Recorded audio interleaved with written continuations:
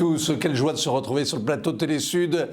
C'est la rentrée et on va parler d'un pays qui n'a jamais été en vacances de l'actualité, un pays qui sans cesse recommence le pire et le meilleur. On va parler du Liban évidemment, un mois après la catastrophe du port et un siècle après la création de la République libanaise, l'explosion des tonnes de nitrate d'ammonium qui a fait quelque chose comme 188 morts et 6500 blessés.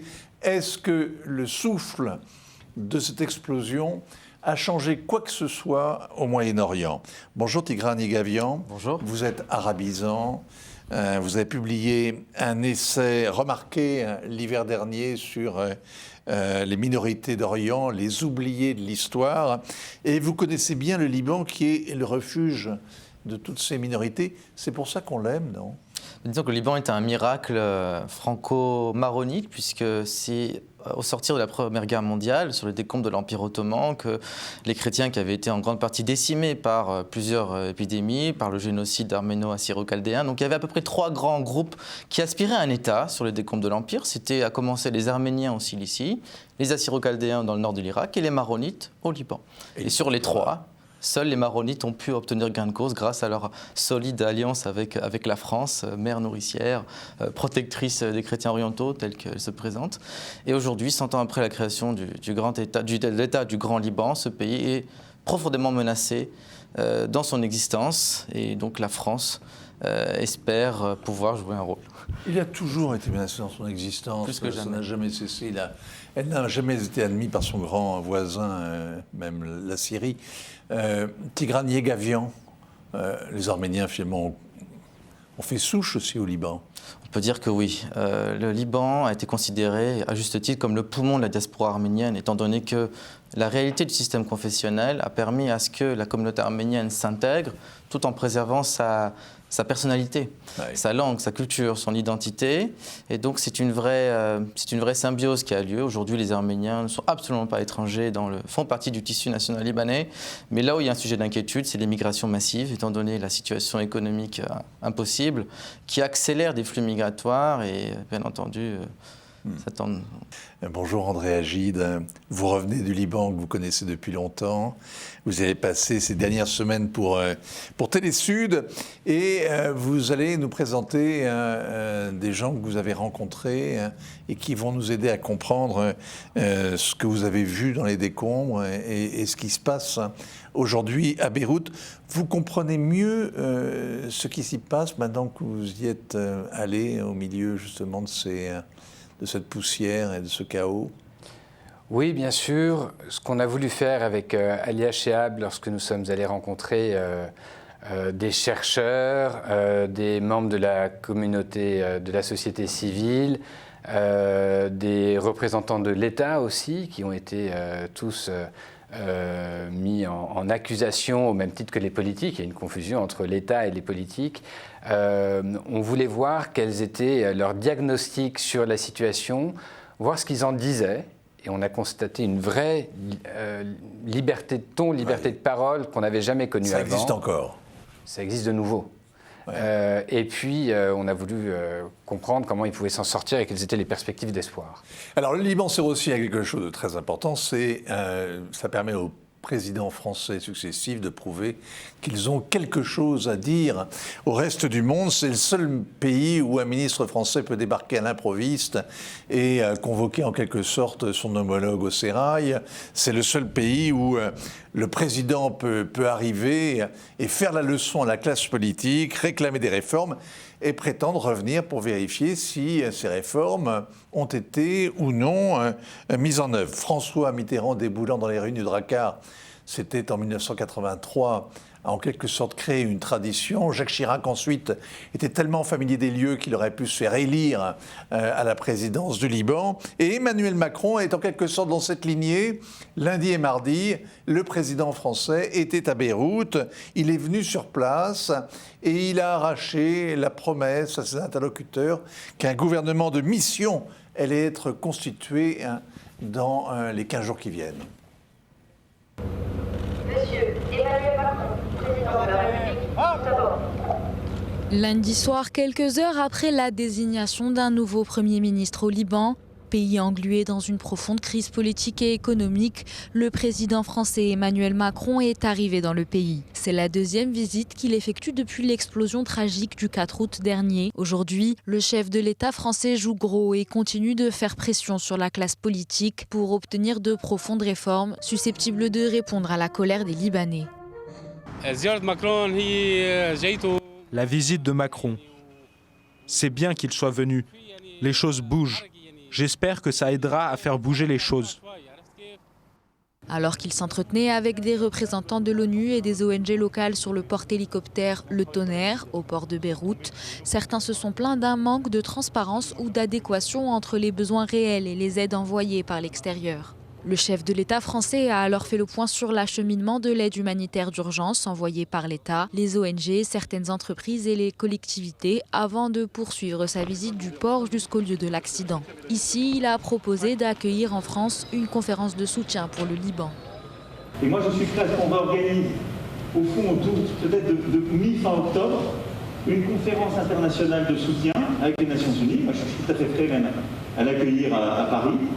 Et à ce que là, on est sur la base de l'expression de vos demandes et du travail qu'on fera avec le nouveau gouvernement, mais sous une coordination aux Nations Unies très ferme, qu'on puisse à nouveau demander un soutien à tous les différents États.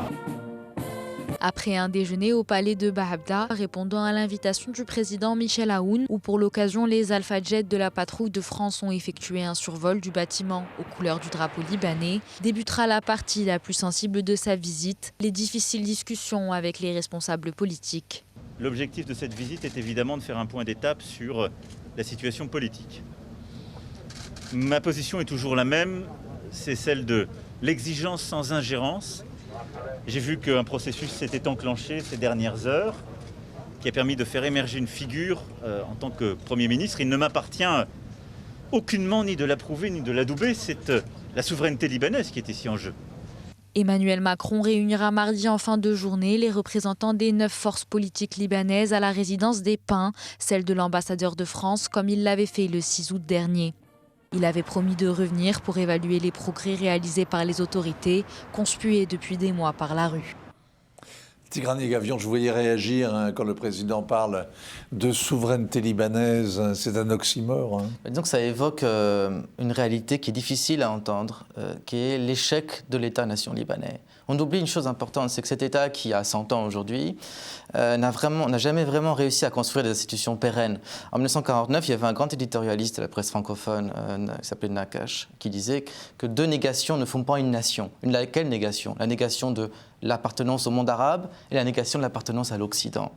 Et aujourd'hui, on est forcé de constater que la formule libanaise, ces 2 négations ne font pas une nation et que des générations de dirigeants prédateurs, corrompus, n'ont jamais réussi à défendre ce projet, mis à part une petite parenthèse dans les années 58-59 avec le président Fouad Chehab, qui voulait construire un vrai État avec une vraie citoyenneté, des services publics dignes de ce nom.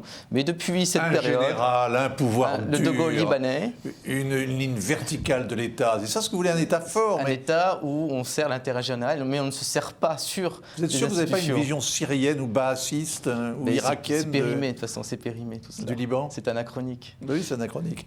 André Agis, vous partagez ce constat, il n'y a pas d'État-nation? D'abord, absolument, je pense que, et on me l'a beaucoup rappelé lorsque j'étais à Beyrouth, la seule période de l'histoire du Liban où l'État était à peu près existant, c'est Fouad Chehab. L'armée. Non, mais c'est la construction d'institutions, c'est la construction des écoles, c'est une éducation qui a fonctionné et qui a conduit des élites qu'on a connues depuis les années 60.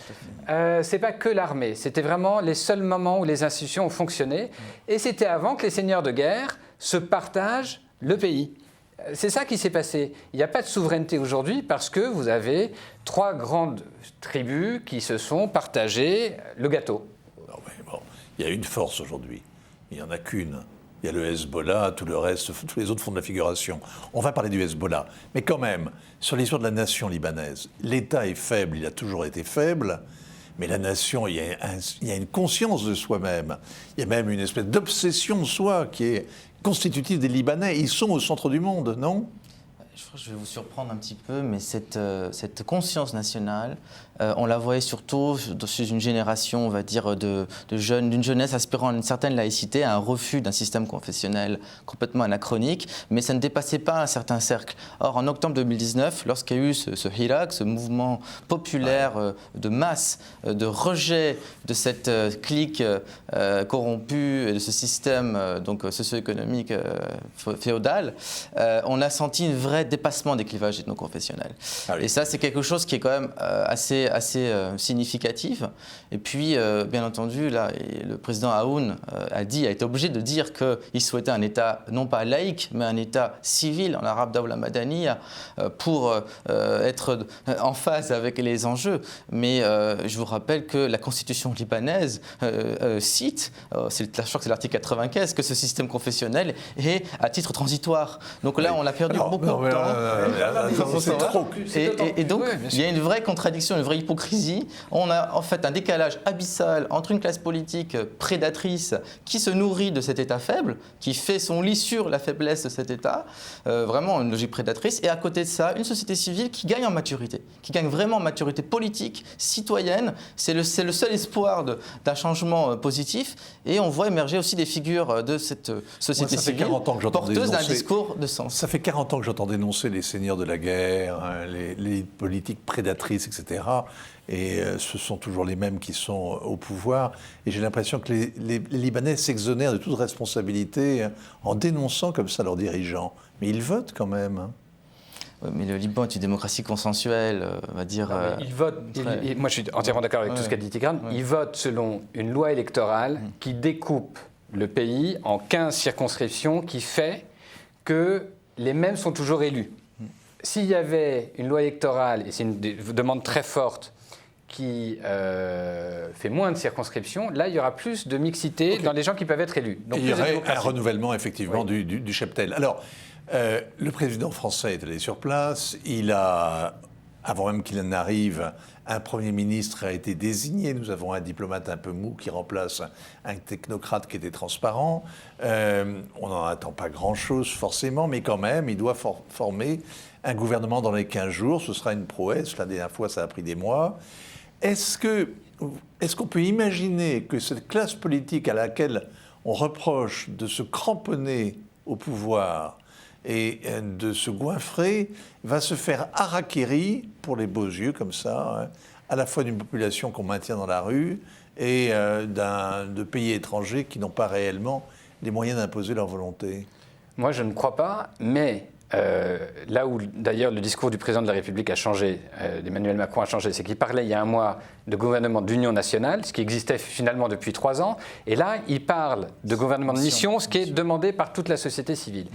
Je pense que c'est-à-dire un gouvernement pour mener une action précise, exactement, selon un calendrier, selon une feuille de route qui aurait été fixée. Avec un gouvernement qui serait un peu indépendant de ces figures tutélaires dont on ne peut pas faire table rase maintenant. Ça, c'est inimaginable. Ce serait romantique de penser qu'on peut les virer d'un coup de balai. Tout ça va se passer dans la durée. On ne peut pas leur dire sortez, mais je pense que là, tout le peuple, maintenant, sait qu'ils sont, et dit qu'ils sont ouvertement responsables. Donc ils vont rester là, ils vont sauver l'honneur.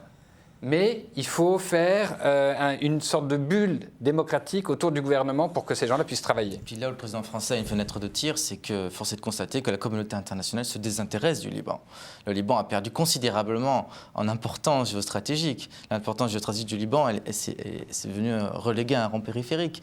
Donc la France a une fenêtre de tir. Ça, c'est très important. Tenant compte qu'ils ont la clé, si vous voulez, le Liban, pour vous, c'est plus qu'une petite, finalement, une sous-préfecture de l'Empire ottoman. Une caisse de résonance. C'était une caisse de résonance des conflits régionaux, mais dans l'arc de crise du Moyen-Orient, le Liban est quelque part relégué à un poste de second plan. L'Arabie Saoudite se désintéresse du Liban, alors qu'elle était avant. Les Émirats arabes unis sont moins présents. L'Égypte n'existe plus, alors que l'Égypte jouait un rôle aussi. Bon. Alors il y a deux acteurs. Vous allez trop vite. Oui. Il y a donc 3 crises. Il y a l'explosion du port de Beyrouth qui met une partie de la population de la capitale dans la rue. Il y a une crise politique qui dure depuis 1 an avec des gens qui sont dans le mouvement dégagiste et qui réclament des comptes à cette classe politique inamovible. Et puis il y a une crise financière qui est en train de ruiner la classe moyenne et qui a fait que la moitié de la population libanaise pratiquement est passée en dessous du seuil de pauvreté. Et tout ça fait une crise politique sanitaire comme une sorte de... Et le Covid. Voilà, et il y a le Covid, effectivement, ou la Covid, comme vous voudrez, qui vient en plus étouffer, bâillonner en quelque sorte cette révolte populaire. Ça fait beaucoup, évidemment. Mais il y a les enjeux géopolitiques, et c'est de ça dont je voudrais parler. Alors, il y a au Liban, vous m'arrêtez si je me trompe, un État dans l'État. Il y a un parti qui a noyauté toutes les composantes de l'État, qui s'est infiltré partout et qui représente une force militaire considérable et qui assure à l'Iran une ouverture sur la Méditerranée. C'est le Hezbollah. On va écouter ce qu'en dit Lokman Slim. C'est un des chercheurs en sciences politiques que vous avez rencontré sur place, André Agide. Le Liban, au moins depuis le 17 octobre dernier, est sorti littéralement d'une sorte de léthargie politique que plein d'acteurs aimaient appeler la stabilité. C'était une stabilité aux conditions d'un sous-État qui s'appelle le Hezbollah et finalement qui est une organisation avec un agenda supranational. L'hégémonie du Hezbollah au cours de ces années a peut-être permis, disons, de stabiliser le pays dans le sens d'empêcher un plus grand flux d'émigrés, de réfugiés à travers la Méditerranée. Ça a permis de stabiliser la situation à la frontière entre le Liban et Israël, mais cette stabilité a coûté au Liban son État, tout simplement. Alors, le Hezbollah, qui a combattu et vaincu tour à tour les Français qui l'a chassé du Liban, les Israéliens qui l'a chassé du Sud, et les djihadistes syriens qui l'a chassé du nord de la Syrie. Est-ce qu'on peut imaginer que le Hezbollah s'aligne, se range et accepte une refondation d'une république libanaise qui soit à la fois équilibrée, démocratique, libérale et compagnie ? C'est une vaste question parce que le Hezbollah se construit justement sur le non-État. On parle de l'Hezbollah comme un État dans un non-État. Donc le Hezbollah existe car il n'y a pas d'État libanais. Quand on parle d'armée libanaise, en vrai, c'est le Hezbollah, c'est l'armée, la milice du parti chiite. Là où il y a un problème, je pense, le Hezbollah est en perte de vitesse par rapport à l'ensemble de la société libanaise, déjà qui était très critique. Mais il ne faut pas oublier que depuis 2005, c'est un parti de gouvernement qui a des ministres. Depuis les années 90, ils ont des députés. Et donc, c'est un parti qui a adoubé ce système, cette bancocratie, pour citer Georges Corm, l'ancien ministre des Finances. Donc, il est complice, si vous voulez, de l'effondrement général du Liban. Et là où il y a aussi un drame en interne, c'est que le Hezbollah n'a pas de vision politique pour le Liban. Il n'a pas de vision, il n'a pas d'agenda pour ce que doit être le Liban d'aujourd'hui. Donc je pense aussi que le Hezbollah est en position de faiblesse et n'est pas en mesure aussi de montrer ses muscles et de faire pression pour se garantir un monopole. Alors, moi je pense que le Hezbollah, d'abord il y a 30 ans, n'est pas le même que celui d'il y a 10 ans, n'est pas le même que celui d'aujourd'hui. Aujourd'hui, Nasrallah dit clairement qu'il est aux ordres de l'Iran. D'accord ? Donc si on veut trouver des solutions, elles sont en Iran. Je pense aussi que le Hezbollah aujourd'hui, ce sont 65 000 individus ou familles qui sont financés, payés par Hezbollah. Ce n'est pas énorme. Dans le temps, alors, leur force, c'est qu'ils ont les armes. Et donc, ils ont les armes. Le vrai problème, ce n'est pas tellement Israël, c'est les armes et les hommes qui sont envoyés en Syrie. Et donc, c'est la contrebande qui va sur les postes frontières illégaux, partout pour aller en Syrie. Assécher le Hezbollah, c'est assez simple, c'est assécher les financements pour le Hezbollah. L'Iran paye beaucoup moins qu'avant. Ils n'ont plus les moyens. Ah, c'est intéressant. Parce qu'effectivement, ils n'ont plus les moyens d'anesthésier. C'est ce qu'effectivement explique. Et il y a les réseaux transnationaux chiites, la diaspora, la grande diaspora libanaise chiite en Amérique du Sud, notamment, qui contribue au financement. Lokman Slim, on va l'écouter, parce que là-dessus, il a beaucoup à dire. L'Iran a lourdement investi, et c'est un investissement finalement inhérent à la révolution iranienne, à ce qui a commencé en 1979. L'Iran n'a pas les moyens finalement d'anesthésier, je dirais, les Libanais de nouveau comme ils l'ont fait à la sortie de la guerre de 2006. L'argent iranien a servi à obnubiler les Libanais par rapport aux pertes immenses qu'ils avaient subies. Aujourd'hui, finalement, l'Iran n'a plus les moyens. Et d'autre part, elle n'est pas la bienvenue, parce que beaucoup de Libanais, finalement, font endosser au Hezbollah, qui est l'agent iranien par excellence, la responsabilité de ce qui a eu lieu. Donc, ils ne peuvent pas jouer en même temps aux pyromanes et aux sapeurs-pompiers. Non, mais on en connaît des tas, pourtant, de pyromanes qui jouent les sapeurs-pompiers, que ce soit en alternance ou même en même temps, surtout dans l'arène internationale. Pardonnez-moi. Est-ce que, dans ces cas, si on suit le raisonnement de ce chercheur libanais, est-ce que finalement le président Macron n'aurait pas dû se passer d'aller à Abda pour aller tout simplement discuter avec le Sayed, avec Nasrallah? Je pense que c'est pas dans l'intérêt de la France que de faire abstraction en fait, de l'ensemble de la classe politique libanaise. La France a vraiment, encore une fois, une opportunité historique de se repositionner, non seulement au Liban, mais aussi dans la Méditerranée orientale. Tenons compte que maintenant, il y a un nouveau rival stratégique pour la France, c'est la Turquie. La Turquie, qui est une puissance montante, qui investit massivement depuis 3-4 ans via son ambassade, via ses réseaux consulaires, via la grande minorité turcophone. Il y a une minorité turcophone au Liban, les Turkmènes, et il y a aussi, parmi les 1,5 million de réfugiés syriens, dont on n'a pas encore abordé cette question, qui pose une menace existentielle au Liban, il y a à peu près 10% de Syriens turkmènes. Et donc, il est dans l'intérêt de la France de se repositionner en position de force, tenant compte que le Liban a les moyens de s'en sortir, vu la présence de gigantesques gaz offshore, de réserves offshore, dans sa zone économique exclusive. Okay. Il y a donc il y a des intérêts. Il y a une manne qui est à portée de main. On va au Liban, on n'y va pas que pour les beaux yeux des Libanais, pour renouveler notre amitié fraternelle avec le Liban, mais aussi pour défendre des intérêts clairement établis. Ça c'est certain, mais il y a un point, c'est que le levier d'Emmanuel Macron, c'est qu'il est à la tête de l'aide internationale et les Libanais ont besoin, pour survivre à court terme et manger, de l'argent. Ils ont besoin de 700 millions de dollars demain matin pour avoir de la farine, des biens de première nécessité. Et c'est ça qui tient et c'est ça qui permet de faire levier sur cette classe politique. Et ce panier de la ménagère, ce n'est pas l'Iran qui pourra le fournir, c'est la France, après avoir fait la quête pour le Liban, dans cette conférence qui a eu lieu au mois d'août et dans celle qui va avoir lieu bientôt. On parle du mois d'octobre, une nouvelle réunion internationale. Est-ce que la rivalité entre la Turquie et la France, vous pensez que le Liban peut être le champ clos de cet affrontement? En tout cas, elle a déjà été importée au Liban. On voit bien comment l'ambassade de Turquie au Liban travaille en sous-main les réseaux de la communauté sunnite libanaise. La France est consciente de ce défi, compte tenu aussi de la gravité de la situation en mer Égée. Donc moi, je trouve ça tout à fait plausible. Alors, je vais me faire l'avocat du diable et on va écouter Saoud El Maoula, qui est un chercheur en sciences politiques que André Agide a rencontré sur place. Mais l'avocat du diable, c'est de dire que les Libanais, toujours, expliquent que leurs malheurs sont dus aux puissances régionales et à leurs voisins qui sont un peu trop encombrants et que le centre du monde est ainsi pollué par son environnement difficile.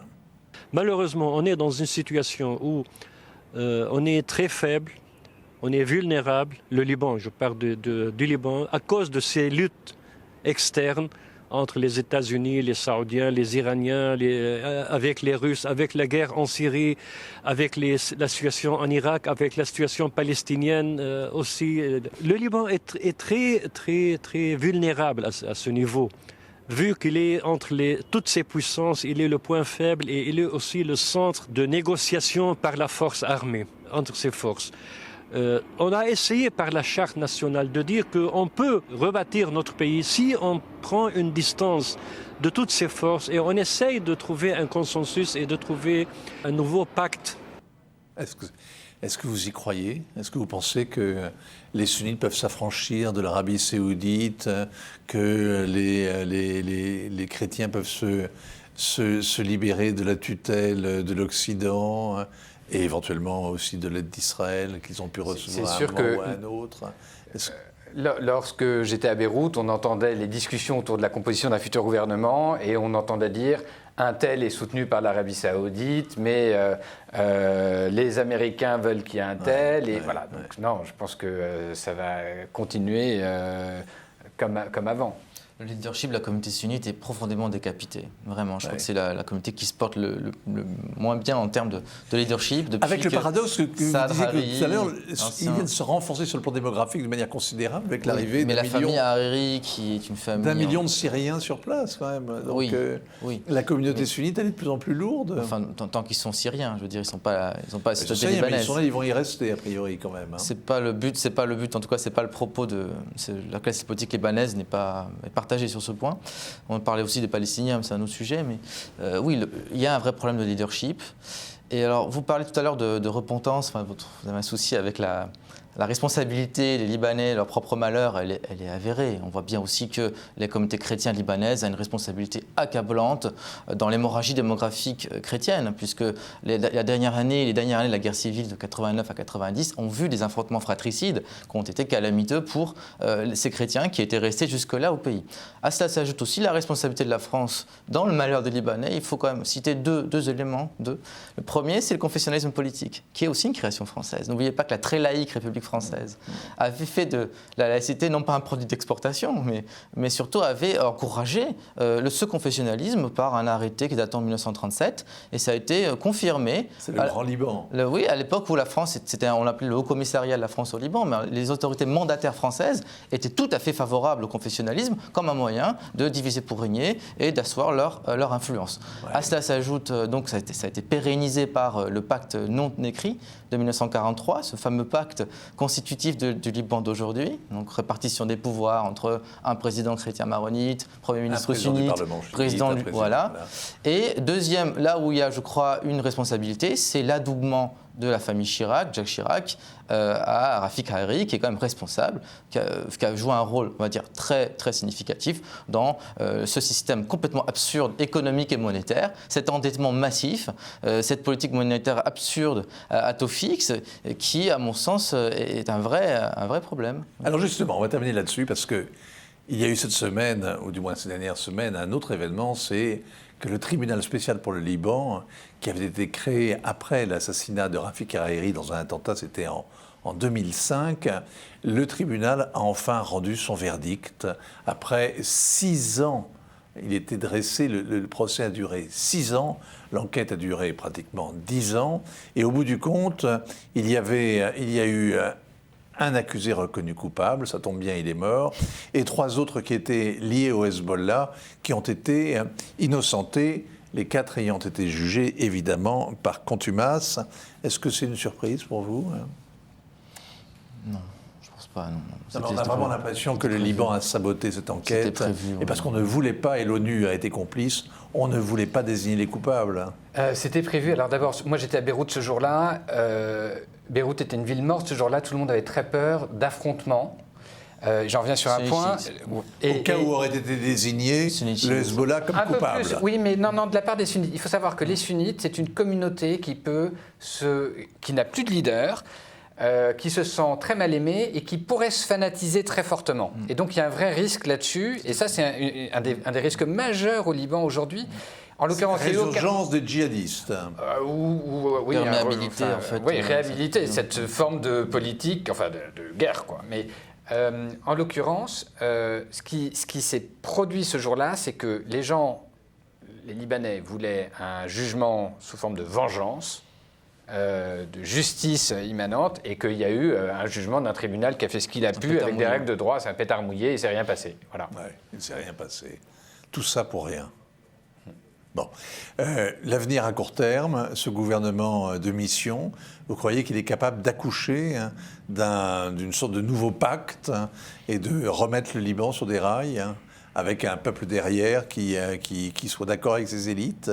Cette fois-ci, ça pourrait être éventuellement effectif s'il y avait en filigrane des sanctions, la menace de sanctions. On parle de pression exercée par la diplomatie française sur certains dirigeants libanais. Donc s'ils sont vraiment le dos au mur, peut-être qu'il y aura des changements. Après, il y a une anecdote qui circule au Liban que le Premier ministre libanais a cette nouvelle nomination. C'est comme si on changeait le chef pâtissier du Titanic. Donc il y a cette blague qui circule. Et puis le dernier point, l'espoir. C'est quoi? L'espoir, c'est aussi la grande diaspora libanaise. Le Liban est un pays qui produit rien. L'économie libanaise est complètement monétarisée, financiarisée, pardon. Mais mais il produit beaucoup de talents. Les universités libanaises sont un phare dans tout l'Orient arabe, la presse libanaise la plus riche, la plus plurielle. Et cette diaspora libanaise a une responsabilité historique aussi à jouer pour son propre pays. Il faut le dire. Ne lit la presse. Mais il faut le dire. André, je partage tout à fait ce point de vue. Je pense, cela étant, que la composition même du gouvernement, s'il est resserré, si c'est vraiment un gouvernement de mission et qu'il y a des pouvoirs législatifs, c'est ce qui est attendu pour commencer à mettre en place un état de droit et qu'il a pour mission aussi de préparer une nouvelle loi électorale, alors que le Hezbollah aujourd'hui ne veut pas entendre parler de nouvelles élections. Là, peut-être que les choses vont changer. Ainsi va le nouveau monde qui ressemble terriblement à l'ancien. On a essayé de vous l'expliquer un tout petit peu et j'espère que ça vous a intéressé. On se retrouve la semaine prochaine.